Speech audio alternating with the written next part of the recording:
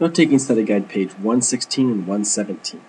This is Unit 3. It's going to pull it all together. The question is, in what ways do earlier civilizations help shape how people live today? So what is the influence from the past to shape how people in, let's say, India, for example, live today? Okay. So the first thing is, how did the Gupta Empire advances influence people today? So the first kind of thing is the Ayurveda form of medicine, still in use today. Many of the medicines that we use today are from that, especially in India. Metallurgy, we still use that today. Chess, the game of chess, the concept of zero, the Hindu-Arabic numeral system, and the decimal system also come from the advancements there. And there's many more that we could have put in architecture, art, and poetry, things like that. Okay, the second kind of thing is, how did Indians' religious traditions influence the world today? And this is even more, probably more influential, because religion and a set of beliefs really affect how people live. The first thing we're going to talk about is Hinduism, then we'll talk about Buddhism. Hinduism has, just as a review, 4 goals of life.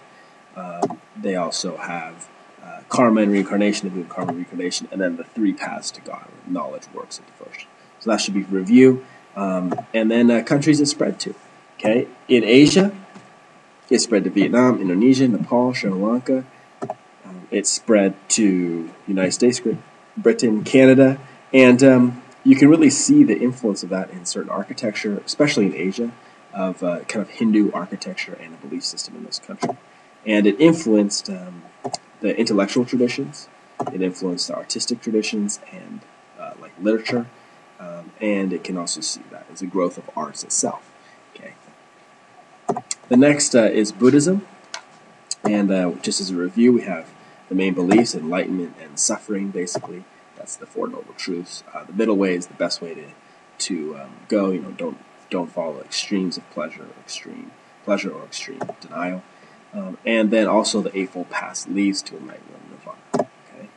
Okay, and it spread to many countries in Asia: Tibet, China, Afghanistan, Korea, Japan, Sri Lanka. You can put most of Southeast Asia in that as well. And you can really see the influence of the belief system of Buddhism in those countries. And areas of influence is moral teachings and philosophy. Okay, it also influenced their sculpture. You can see that in the temples and the art as well. It also influenced painting. It also influenced literature, and it also influenced the architecture. Like I said, with the same thing as sculptures.